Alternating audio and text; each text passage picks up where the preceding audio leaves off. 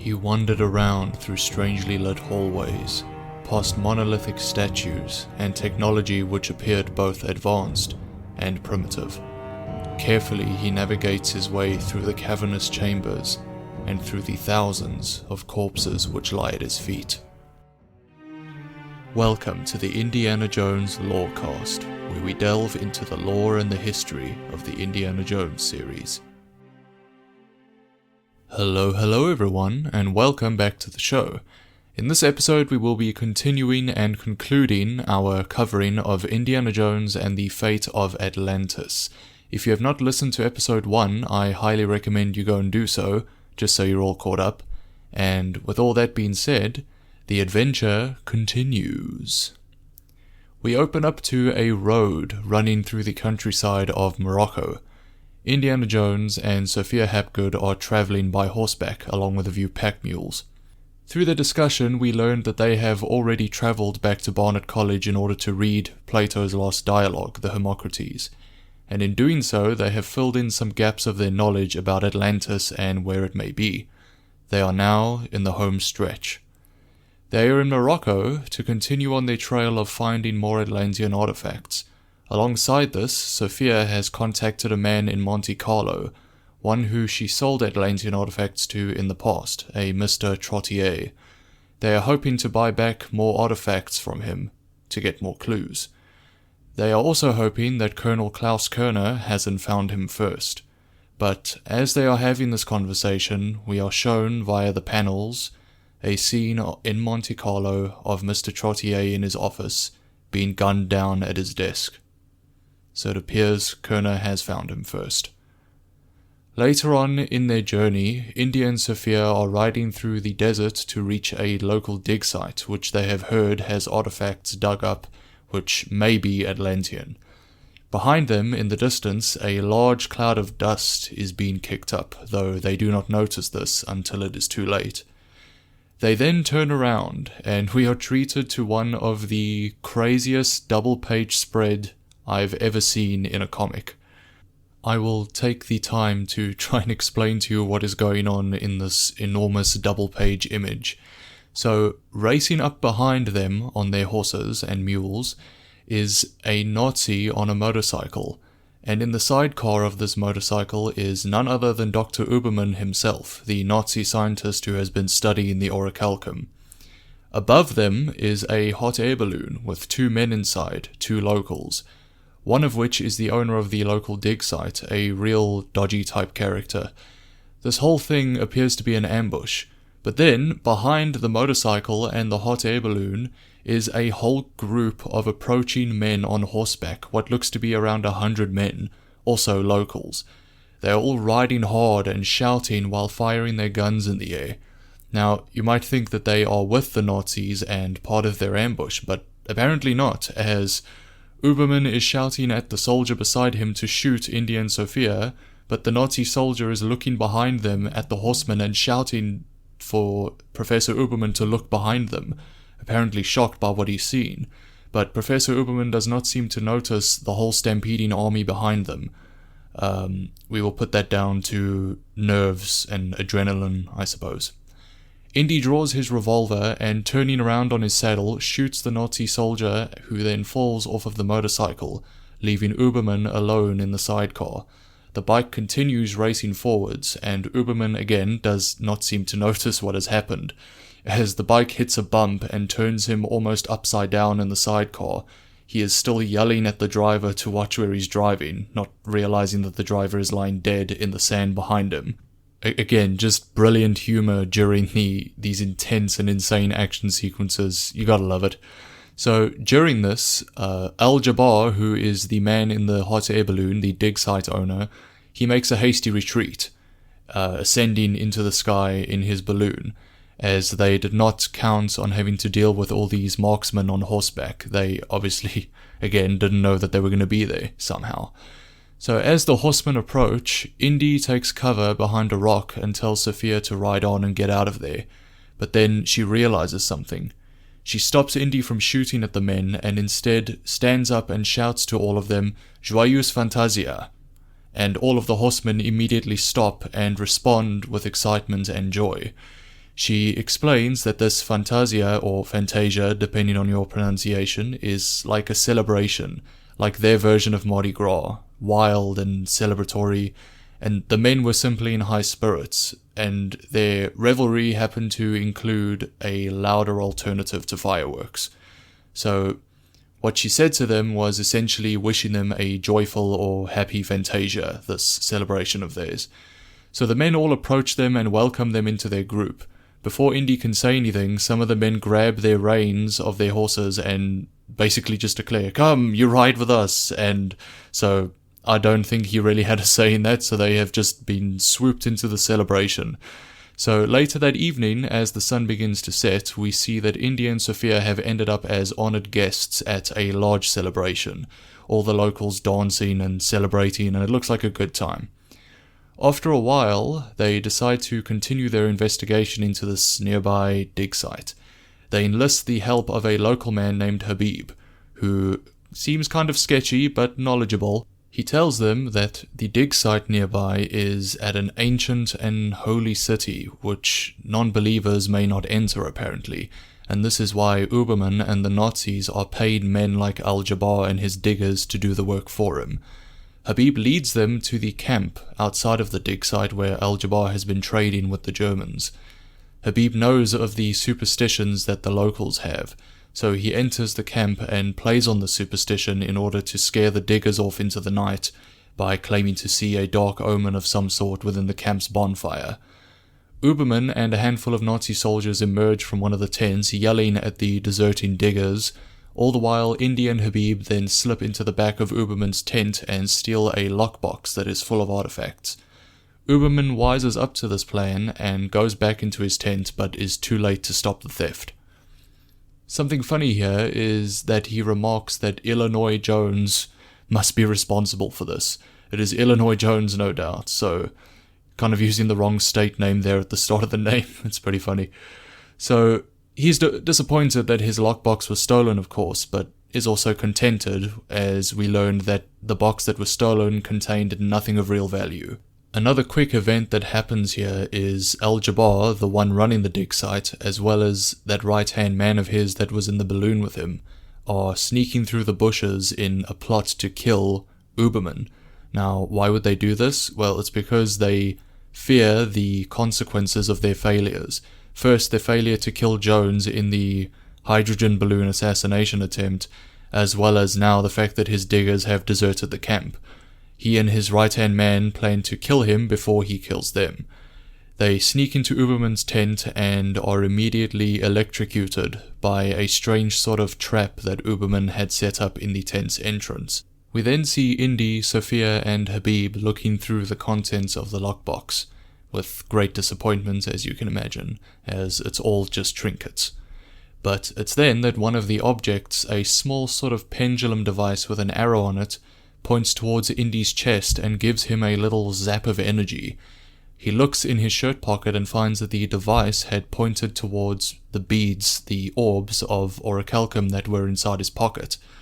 It appears that this device is some kind of divining rod, an orichalcum finder, if you will. Very useful indeed. They head to the digger's hot air balloon, which is weighted down in some bushes near the camp. They will attempt to use it to get to Greece. They decide to part ways with Habib and prepare the balloon for takeoff. As they are lifting off, Habib shouts to Indy that he had forgotten something and holds out Indy's wallet. He reaches up and gives it to Indy, saying how, not to worry, but he took but a small fee for his services.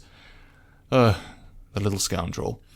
They say their goodbyes as the balloon lifts higher into the night sky, and Habib sees them off with tears in his eyes. So it's very interesting. You have this man who is a thief. He describes himself as such, and yet a loyal and caring guy. It's an interesting sort of like two sides to this character, and he's only in the story for a short while, but very memorable character in my book.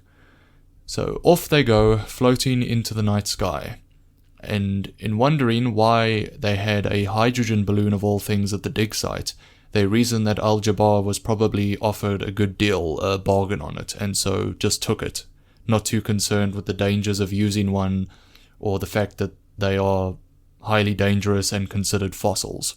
The balloon is also half full. They try to stay warm as they float towards the Greek islands. They know from Plato's manuscript that Atlantis is supposedly 7.5 miles southeast of the lesser colony. The issue is that it didn't name this lesser colony. They aren't sure where it is exactly. Suddenly they notice that it has gotten a lot warmer. They realize in a panic that the reason for this is they had drifted off to sleep during the night and the sun has now risen. The heat from the sun has carried the hydrogen balloon way above the clouds and has blown them off course. They use the release valve to begin descending. As they are doing so, a sort of soft cracking and popping can be heard. Eventually they take notice of it and go hey, what is that? They look down and see that they are being shot at. Colonel Klaus Kerner and a handful of soldiers are in some sort of army vehicle trying to shoot the balloon. At seeing this, they start dropping sandbags from the balloon in a desperate attempt to increase their altitude and get out of range. They remark that if they take one bullet, they'll go up like the Hindenburg. And side note here, the Hindenburg disaster would have happened around 2 years before the events of this story, so you can imagine it is still quite fresh in the minds of anyone who heard about it. So it's a nice little inclusion there, cool little detail. And for those who don't know, the Hindenburg disaster was an airship accident that occurred in 1937, where the airship, which was filled with hydrogen, exploded and burst into flames. So quite relevant in this case. So back to the story. They are able to gain altitude once again as the soldiers continue to fire at them and begin to give chase in their vehicle. And looking at the panel, they are really not that far away at all from the balloon. First time I read this, I began to think that maybe you had to have some sort of vision impairment in order to join the Nazis, but there is in fact a reason for this, and we're about to see. Both Indy and Sophia are feeling strange. They have headaches and are feeling drowsy. It is from the heat exhaustion. We see then that the soldiers below them are also suffering from this, as Kerner is yelling at the driver to watch the road, and he replies by asking which one. And we see, through the panel, that the road ahead of him splits and winds into different swirling paths before him, and the vehicle then goes off the edge of the cliff. Kerner is thrown from the vehicle and has a rough landing on an outcropping of rock. We will not be getting rid of him that easily, it seems. Time passes now, some time passes, as they drift, finally, over their destination. The Greek islands now stretch out below them to the horizon.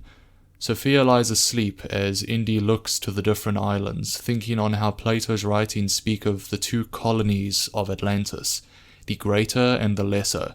2 islands, no doubt, but which ones? He thinks sarcastically that maybe they should ask Sophia's spirit guard through the necklace. What's his name? Nurab Sal, or whatever his name was, as Indy says it. Maybe he knows. But then he kind of checks his mocking thoughts, thinking to himself, how she's been a real trooper through all of this, as throughout all this harsh travel they've had to endure, there's not been one single complaint from her. His thoughts are then interrupted by a sound. The balloon is running out of fuel. He wakes Sophia up and she basically says when she wakes up, like, oh, I dreamed that we crashed. And he says, oh, we're about to. So we need to lighten the load. So as they rapidly approach the ground, they are tossing all of their gear out of the basket, managing to slow their descent from a crash to an uncomfortable landing. So here they are now on the island of Crete, the biggest of the Greek islands. As they gather their scattered gear, Indy says it could be the greater colony Plato wrote about, and Sophie confidently says, oh, it is. He's like, oh, and I suppose he told you that, did he? And she simply replies, yes, he did. So she seems quite sure that the island of Crete, is in fact the greater colony of Atlantis. So they are looking for the other one, the one that sank. They eventually come upon the Palace of Knossos, a great and sprawling ruin. Somewhere within this ruin is the mythic labyrinth that they need to find an entrance to. And yes, I am referring to the very same labyrinth which was home to the Minotaur, the half-man, half-bull creature from Greek tales. How cool is that? After a while of exploring, they come across what is essentially a stone console with a small protruding statue of a fish head of some kind. The fish's mouth is open and looks to be the same size as the orichalcum beads. They figure out that it's some sort of passkey mechanism. Upon placing one of the orbs into the mechanism, an ancient and large stone door slides open before them. They have found the entrance to the labyrinth. The door is quickly closing again, however, so they both rush inside as it thuds shut behind them, leaving them in total darkness. They then begin trying to traverse the winding passageways. Sophia is able to see for some reason.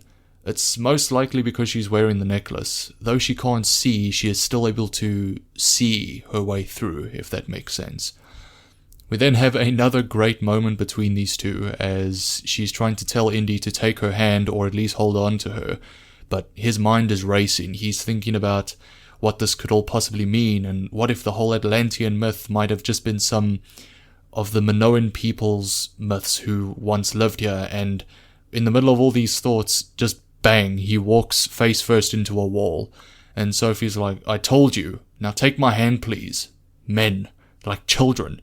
So, moving on from that, after this exchange that they have, they hear a desperate cry ahead of them, and rushing forward, they enter a lit-up room, this chamber, with a door, and they see that in the middle of this chamber, that they aren't the first ones here. 2 Nazis have just stabbed a man. He now lies dying on the stone floor. Indy shoots the one soldier and whips the other in the hand before he's able to fire his weapon. The second soldier immediately ducks out of the room and begins running away, saying, let Kerner deal with this demon himself. So he's clearly gaining some reputation among Kerner's men. They tend to the man and see that it is actually Sternheart, the man who stole the stone disc and double-crossed them in the Yucatan. With his dying breaths, he explains that Kerner betrayed him in turn. He gives Indy the stone disc back and basically tells him, just beat him to it, lad, do it for me. And he then takes his last breath. Indy assembles this newly acquired piece with the other 2 that they already had.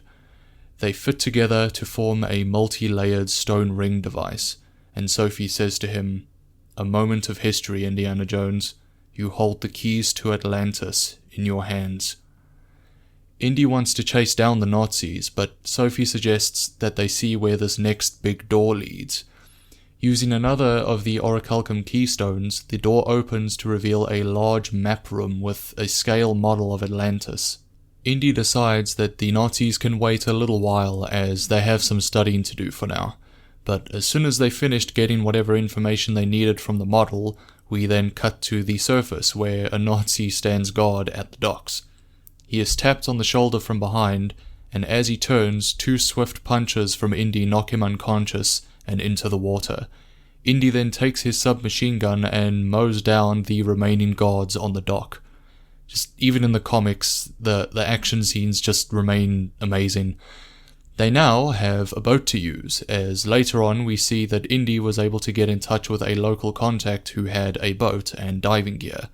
Out at sea, Indy has climbed into one of those old Victorian diving suits that are attached to oxygen lines on the surface. Indy then dives into the water, slowly descending to the sea floor.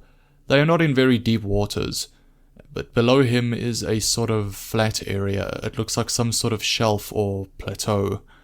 He looks up and sees that there is now a second boat beside their own. He immediately knows that this means trouble, and his suspicions are confirmed as he sees his oxygen line fall into the water and fall right past him. It has been severed. So knowing that he only has about a minute or 2 of oxygen in the suit, he quickly swims down to the sea floor and begins frantically trying to find an entrance, anything. And he can see an opening in the ground that is blocked by a large boulder, and getting down beside it, he tries to move it, causing a mudslide, which sucks him down beneath the sand. That is a nightmare, but anyway, he is tumbled and thrown through some sort of cave system before being spat out into a pool in a large chamber lit by phosphorescent light. Resurfacing, he takes off his helmet, spluttering and coughing, and before him is a large stone door, with the telltale swirling pattern present in the stonework, Atlantean. He removes the diving suit and puts his hat back on, because of course he brought it with. Beside this large stone door is yet another fish head sort of passkey mechanism. This one requires the stone disc pieces as well.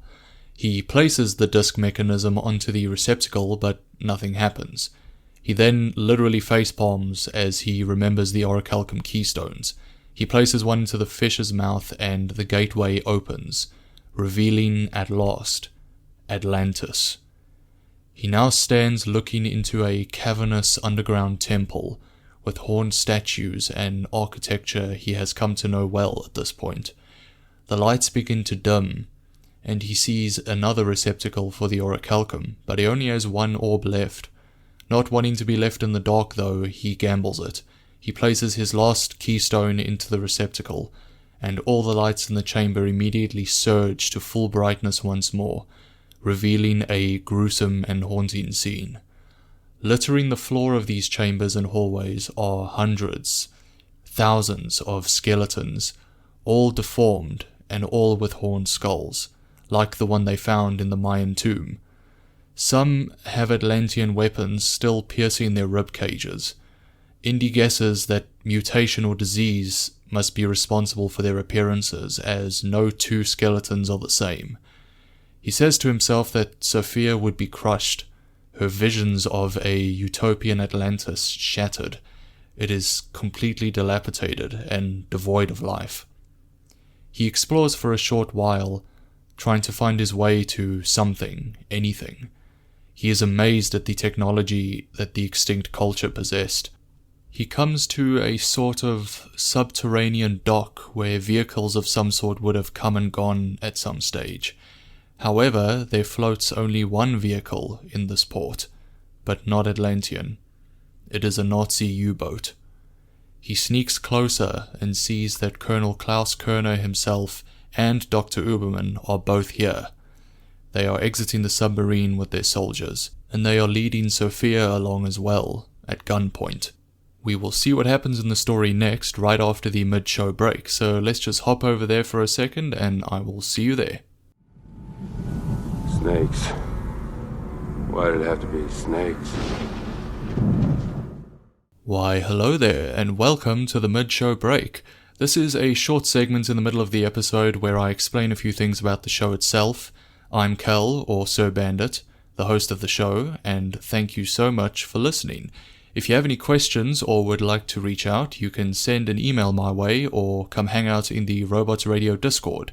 Links for all of that will be in the description.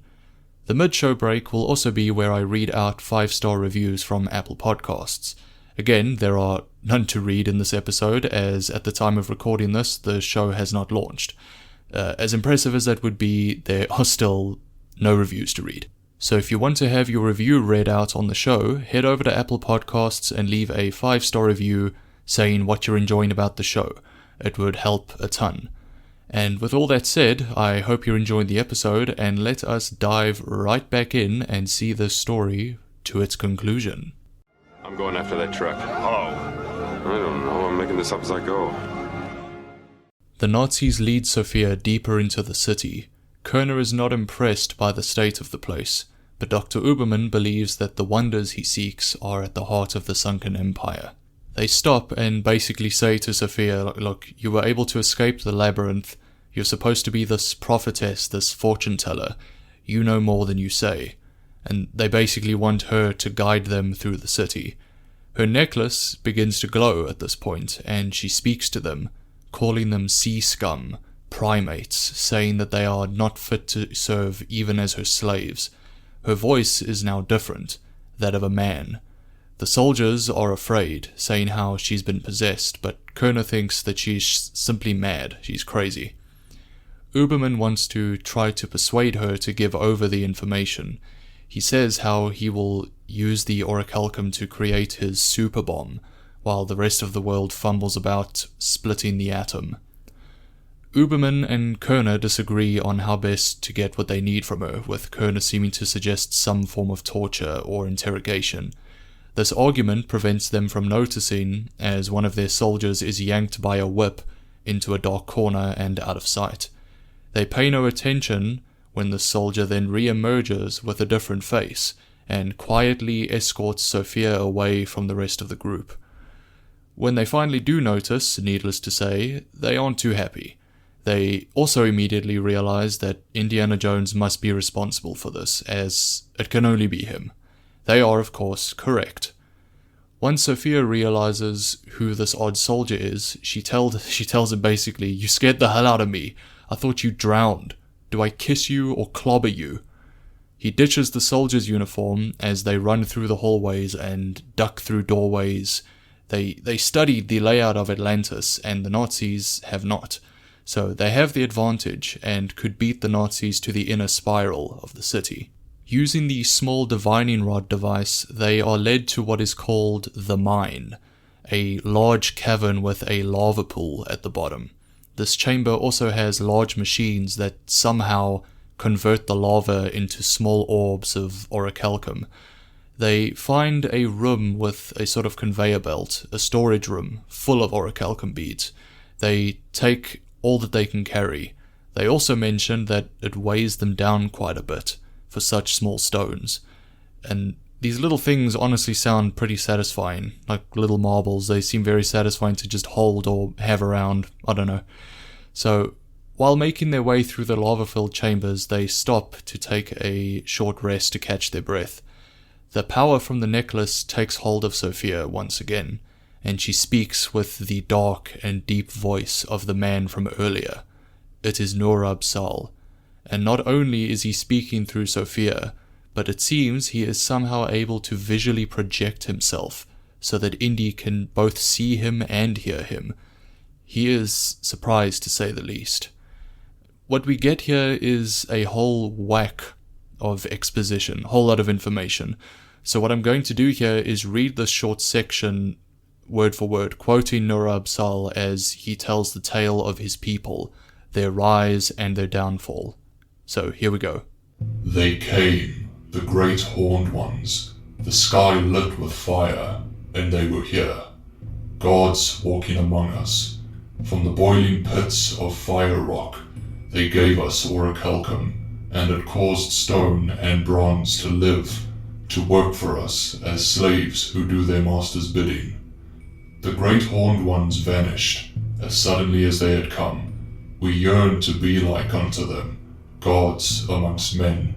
We created a great civilization, a mighty fleet, fearsome arms and armor. The island kingdoms fell before us in awe and reverence. Atlantis ruled all that it surveyed. And yet, our dream was doomed. Perhaps inflamed by our pretensions, the true gods rose up in anger, bellowing, boiling, shaking with rage. The fire mountain rained down its contempt upon us. The mighty ocean roiled and swelled, climbing ever higher, nibbling at our shores, swallowing, shattering our proud fleet. The empire was crumbling, sinking. We carved out a city within our island shell, lit up the eternal night with sun crystals, locked out the seas with air gates. Still the gods besieged us. Then we remembered them, the great horned beings. Surely they would have turned back the seas, restored glory to Atlantis. We had to bring them back. We had to recreate them. If orichalcum could make stone and bronze like unto men, surely it could make men like unto gods. I, Nur-Ab-Sal, last of the high priests, helped fashion the great device which would be a maker of gods. The tests on slaves, beggars and thieves bore but a miserable crop of half-formed subhumans. Still we went forward, test upon test, failure followed failure, death, mutilation, misery, until in the fading twilight of the empire, the wretched and the miserable rose up in rebellion. In those few nightmare days, the canals ran red with blood. Thousands perished, I, Nur-Absal, among them. All my secret sciences could not avert the shadow of death. Knowing this, I had impressed my essence, my mind-spirit, upon this amber necklace.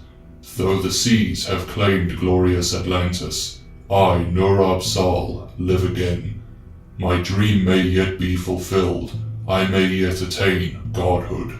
The empire may yet be restored. End quote. So, I'm sure you're all thinking the same thing. As the ancient Romans used to say, what a twat. I have to say, this guy is not really selling the idea of restoring his empire here. He's essentially saying, Hey man, let me give you a rundown here. Hubris, God complex, slavery, human experimentation, genetic mutant rebellion, and bloody self-destruction. Work with me here. How does that sound? One thing that is interesting about that whole speech he just gave was that he indicated that extraterrestrials were responsible for the technology the Atlanteans possessed, pushing their civilization to a global superpower at the time. Anyway, Indy, after hearing all this, tells Sophia to take the necklace off, but she is clearly under its influence still, as she pushes him back and takes off running. Indy goes to give chase, but is pistol-whipped by Kerner, who leaps from a shadow in the corner of the room. Indy comments on this, telling Kerner that he's like a snake popping out of the darkness and sneaking up on his prey. He then whips the gun out of Kerner's hand and continues, "Anyone can tell you, I hate snakes," and delivers an absolutely beautiful punch to his face. And that is such a cool moment because it's a fun way to bring in a recurring character trait of Indy's, and that is his fear of snakes. For those who do not know, Indiana Jones is deathly afraid of them. He hates them. And in this story, he does not encounter any actual snakes. So I just thought that was a really cool way to bring that in. It was, pretty cool. So he proceeds to deliver another cool line as he continues to beat Kerner, as he simply says, "Master Race, show me." All the while Sophia, still on her necklace drug trip, is fighting a bunch of soldiers seemingly like a wild animal, jumping on them and scratching them. Indy clearly has Kerner beat in this 1v1, but all the backup soldiers aren't just there for show, and he is soon hit over the head with the butt of one of their rifles. When he comes to, he and Sophia's hands are bound together by one long piece of rope which connects between them. Kerner is there, and he explains that a bullet would be too quick an end for them, and that he owes them more than that. So they are being kept alive for now. They and the Nazis travel through large chambers with gigantic versions of the horned idol drill devices. It appears that mutants attempted to use these gigantic drills to escape to the surface. They come to what seems to be a dead end, with a large statue standing with its back to the stone wall. They suspect that the statue blocks a secret door, perhaps to the god-making machine. Upon powering it with orichalcum, miraculously, it begins to move, seemingly coming to life. It's some sort of machine. It grabs a whole group of soldiers in front of it in a giant hug and crushes them. Needless to say, it is a mess. Everyone is horrified, and the remaining soldiers begin to just unload on the thing, though the bullets do not seem to stop or slow its advance. Ubermann orders for grenades to be used, but is then choked by Sophia with her bound hands, still under the necklace's influence. He is forced to cut her restraints between her hands in order to save himself from being strangled, freeing her and Indy's hands in the process. She is restrained again. Ubermann composes himself and then rips the necklace from her, realizing that it clearly is the key to the lore and the secrets of this place. The living statue, continuing its slow and lumbering attack, ends up tripping over the dead soldiers and smashing on the ground. A bit of a disappointing end for the guy, to be honest. The Nazis then find the doorway and enter it. Inside is the Godmaker, a large device made of stone. At the center, a raised pedestal where the subjects clearly are meant to stand for the transformation to take place. At seeing this, pretty immediately, Kerner pushes past everyone and runs to the pedestal. He believes that his pure blood will see him turned into a god rather than a hideous mutant. As the machine whirs to life, he stands, arms stretched out wide beside him, awaiting his due reward. And his due reward he receives. A bright light and heat radiates from the pedestal, and Kerner is mutated and deformed. So severely, in fact, that there is hardly anything left after the fact. Ubermann remains cold and self-righteous and simply orders that the traitor's remains be swept up. Now, what do you think this genius does next? He only goes and puts the necklace on and steps right up to the pedestal himself. I mean, he thinks that the necklace will make a difference and keep him safe, but surely after seeing what you just saw, you'd want to at least run some tests, at least try to understand a little bit more. But hey, here's some sound advice for all of us. If the baddies are making a mistake, do not correct them. I'm sure you will all be shocked when I tell you that the exact same thing happens again. Well, not exactly. Though the mutation and horrid disfigurement are almost identical, the fact that the necklace is destroyed this time around causes an extremely violent reaction that seems to shake the whole of Atlantis to its core. As Ubermann's spectacular end comes to its close, the ground begins to shake. The lava bubbles and leaps into the air. The whole place is coming down. Indy and Sophia make a run for it, having to fight through the soldiers who are, of course, also trying to escape. Indy whips one of them and yanks him to the side, causing him and the second soldier beside him to fall off the stone bridge and into the lava pit below. We then see some cool visuals here. The soldiers' guns were flung up into the air when they fell, and Indy catches one of them, one of the submachine guns, and holding it in one hand, whip in the other, he guns down 4 more of them. Again, just super cool, crazy action sequences. They continue their escape with the remaining Nazis hot on their tails. They make it to the large drill device in the previous chamber and climb inside.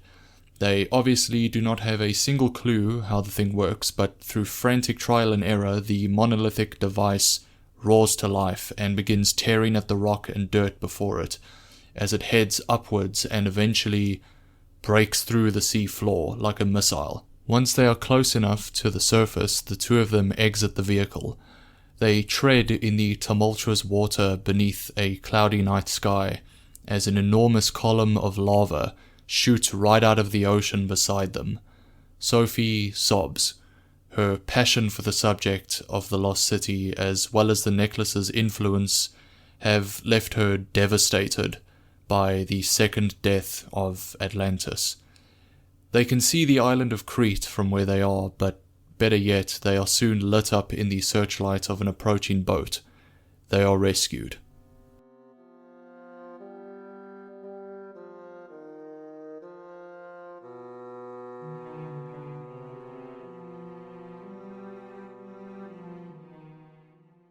We now get an epilogue. We're now back at Barnet College, where we learn that Sophia has written a paper on Atlantis that has the whole academic world in a frenzy.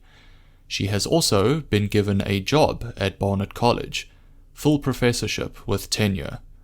She says that it is a dream fulfilled, while another died with Atlantis.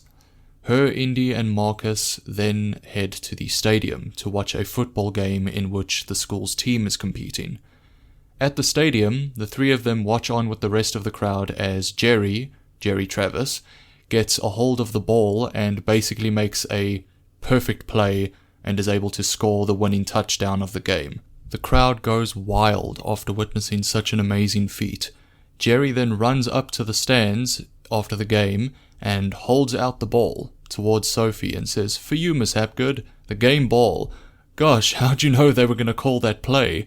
And the final panel of the comic is Indy looking to his side at her and just shouting, "Sophie!" as she sits back in her seat looking quite proud of herself. And that is the end of the story. A nice little light-hearted way to end it off. So it would seem that even without the necklace, there is still some residual ability that she has. Perhaps it is to a lesser extent, perhaps not. Either way, that's a pretty good deal for her, to be left with psychic powers just like that. So long as it's been put to better use than meddling with sports games. And so concludes our covering of Indiana Jones and the Fate of Atlantis. I chose to cover this story because it has a lot of the classic elements of the series within it that I love. You have a fun and exciting premise, having to travel all over the world, Nazis as the villains, really cool and fun action scenes with some great utilization of the whip and his revolver, and a lot of the academic side as well, having to piece things together and solve mysteries with historical knowledge. And that is one of the most interesting parts of Indiana Jones as a character to me. This dichotomy where on the one end is the school teacher and the academic, and on the other is the death-defying stunts and the gunfights. I also thoroughly enjoyed Sophie's character in this. As I said, the relationship and the back and forth between them was definitely a highlight for me. The humor was also on point there. The Indiana Jones stories have always had a splash of humor, even in the most tense situations. So to conclude, I feel that the essence of Indiana Jones is certainly well represented in this comic. Thank you so much for listening. I appreciate you sticking around to the end, and I look forward to covering all of the other amazing stories that the series has to offer. If you have any questions, you can find me in my office. But until then, remember, I actually can't think of any piece of advice that is relevant to the story, so instead I will say this. Do not stand on briar thorns while barefoot, it hurts like a bastard. I'll see you all next time. Thanks for listening to the Indiana Jones Lorecast. If you like what you hear and want to support the show, drop a rating or review wherever you're listening. I'll see you next time.